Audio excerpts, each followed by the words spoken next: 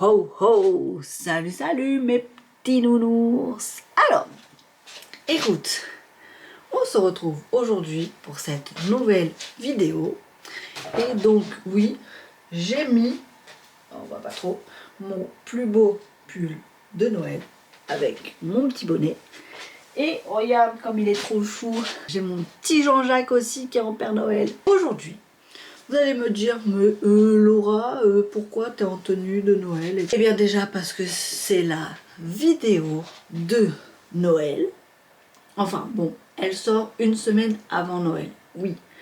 Mais là, pendant les vacances, il ne va pas du tout avoir de vidéo. Voilà, parce que déjà, je vais profiter de la famille. Je vais aussi réfléchir à des nouveaux concepts pour la rentrée. Donc, ensuite, on se retrouvera qu'en janvier. Cette semaine, nous allons parler des pires jouets qui ont été vendus à nos enfants il y a de cela déjà quelques années. Mais surtout que quand j'ai fait mes propres recherches, il y a des jouets que j'avais moi quand j'étais aussi enfant. Et je me dis, tiens, c'est vrai que maintenant que je suis maman, quand je vais dans les magasins de jeux, je m'aperçois qu'il y a des jeux que, quand j'étais enfant, qui n'existent plus. Et effectivement, quand j'ai fait mes recherches, j'ai fait, ah ouais, je comprends mieux maintenant pourquoi ça n'existe plus. Alors oui, je sais, il y a moult personnes qui ont déjà parlé de ce sujet. Et je me suis dit, bah non, je vais pas le faire. Mais comme je suis maman, eh bien du coup, je me suis dit, tiens, ça serait intéressant de voir du coup ces jeux-là qui ont existé. Et est-ce que je les aurais achetés aujourd'hui? Je ne crois pas. Eh bien, c'est parti pour le premier jeu.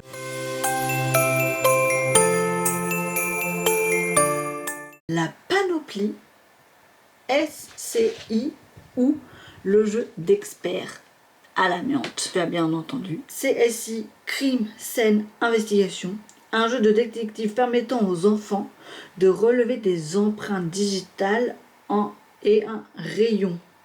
Mais peu avant Noël, une association spécialisée dans les maladies liées à l'amiante révèle les résultats de son étude. La boîte de jeu en contiendrait 5%. 3 autres laboratoires parviennent à la même conclusion. La production est arrêtée. Oh, mais les jouets n'est pas rappelé. De son côté, l'importateur, la société Planet Toys, a déclaré que ses projets tests prouvaient l'absence d'amiante. Autant te dire que si c'était juste un petit jeu scientifique comme ça, voilà, pour faire un peu comme les experts, ok. Mais par contre, avec l'amiante, non, non, non. Prochain jeu.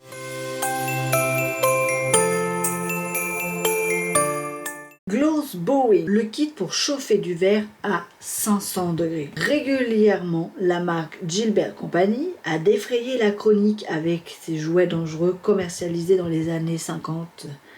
Avec ce kit, les enfants pouvaient s'amuser à jouer les souffleurs de verre avec une matière en fusion à 500 degrés.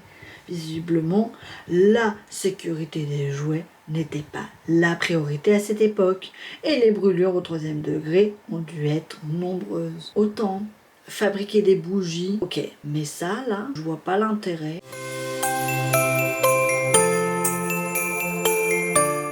Aquadots, des billes au GHB. C'est ok? En 2007, donc encore une fois, il n'y a pas si longtemps que ça, il a été élu jouet de l'année en Australie.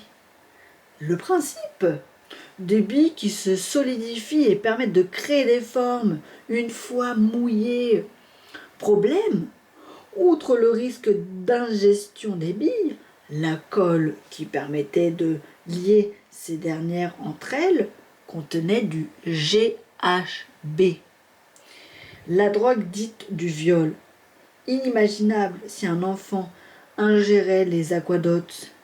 Il tombait dans le coma fabriqué en Chine, ce jeu a été retiré en 2008. Il faut savoir déjà qu'avant qu'un jeu soit commercialisé, il est testé, retesté, re-retesté en laboratoire pour savoir s'il n'y a pas des petits objets qui se détachent ou si l'enfant ne peut pas retirer les piles facilement. Visiblement, effectivement, en début 2000, ça ne posait aucun problème.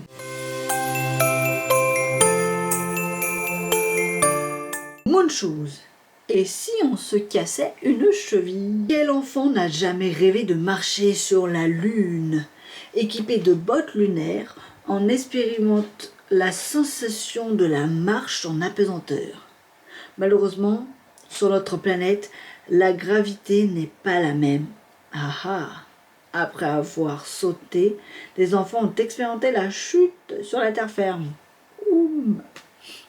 Avec, entre autres, fracture de cheville, un jouet des années 80-90 tombé malheureusement dans l'oubli. Oh, je vais faire l'astronaute. Bah c'est bien. Comme on peut voir, ça ne maintient absolument pas du tout la cheville. Donc tu sautes, boum, tu tombes, crac, cheville cassée, fêlée, tout ce que tu veux. Direction l'hôpital. Et allez, hein, c'est parti pour mettre un plat. Non, reste sur la terre ferme. C'est très bien, c'est mieux comme ça.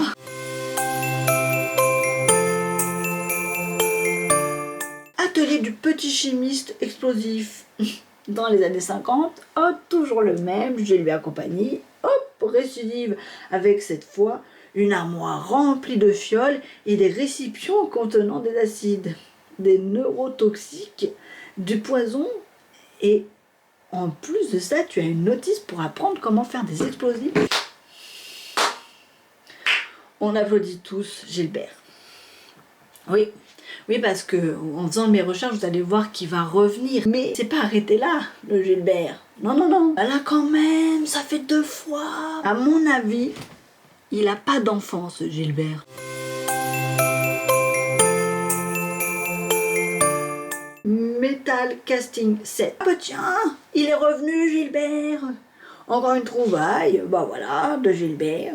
Cette fois, le fabricant propose de fabriquer ses propres soldats. Jusque-là, tu te dis génial, mais en plomb. Ce qui veut dire manipuler du plomb à fusion à 300 degrés. On imagine aisément les accidents de ce jouet qui ont pu occasionner, et pas seulement sur le tapis. Donc, ok, pas de souci.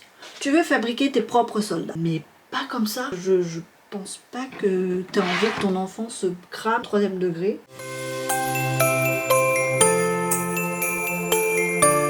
Je l'ai eu en tant qu'enfant, le magnétisme, des petites billes aimantées avalées. Le jeu de construction magnétiste a donné des sueurs froides à plus de parents. Pour cause, les petites billes magnétiques pouvaient être avalées à cause de dégâts importants dans le corps humain. Après plusieurs accidents, le jeu jugé dangereux a été retiré de la vente en 2006. Donc par exemple ce jeu là, magnétiste, donc comme je l'ai dit, voilà, moi je l'avais quand j'étais plus petite, mais c'est vrai que par exemple en 2006, du coup j'avais 11 ans, c'était surtout avec mon petit frère qu'on jouait, donc en gros le principe c'était, t'avais des petites billes aimantées avec les bâtons qui s'aimantent les uns aux autres, et là par exemple c'est une forme de toupie, mais tu pouvais faire d'autres formes. C'est le Sky Dancer, la poupée qui blesse. En apparence, on dirait une fée sortie d'un conte. Pourtant, cet innocent jeu des années 90-2000 a provoqué bien des blessures. En cause, ces ailes qui lui permettant de voler. En redescendant sur terre, la figurine atteint le visage et ou le corps des enfants. Le produit a été râpé. T'avais un socle, t'avais la poupée, tu appuyais et les ailes, ça faisait... ça partait, donc ça allait. Quand ça revenait, des fois c'était un peu aléatoire, et effectivement les hélices rentraient dans les yeux tout simplement, donc c'était hyper dangereux. Mais sur le moment on se rendait pas forcément compte. Voilà, fin de la vidéo. Écoute, j'ai envie de te dire, va go voir ma vidéo de la semaine dernière. N'hésite pas à cliquer sur ma petite tête pour pouvoir t'abonner. Ça fait toujours plaisir. Mets un petit pouce pour liker, mets un petit commentaire. Bon comme je t'ai dit, je vais profiter de ma famille, je vais travailler sur des prochains projets pour la rentrée. Bien, sur ce, je te souhaite de bonnes fêtes. Je te dis pas à la semaine prochaine, mais je dis à la rentrée pour des prochaines vidéos. Allez, salut salut mes petits nounous!